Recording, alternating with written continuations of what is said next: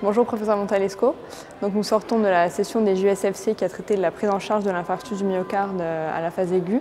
Quelles sont selon vous, avec les nouvelles recommandations qui sont sorties en août 2017, vraiment les recommandations clés à retenir pour la pratique des jeunes internes? La première chose, c'est quelque chose qui est fait régulièrement. Premièrement, c'est le premier électro qui compte pour dire c'est un infarctus et c'est à partir de ce moment-là que je regarde le chronomètre.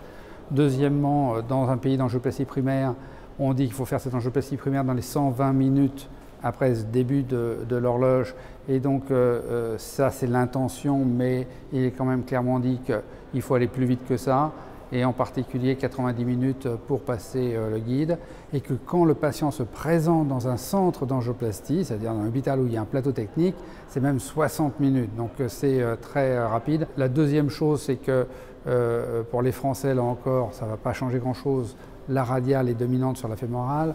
La thromboaspiration qui était fortement recommandée ne l'est plus du tout, elle est même déconseillée à cause des études récentes qui sont sorties.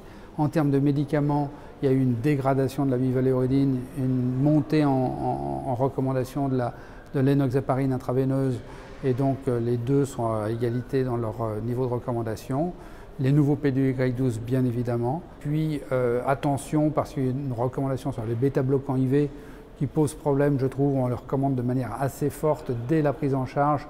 On sait que ce n'est pas anodin sur le déclenchement d'OAP ou de troubles de conduction aiguë. Donc moi je préfère la stratégie actuelle de dire on va donner des bêta-bloquants oraux en usique quand le patient aura passé son angioplastie primaire.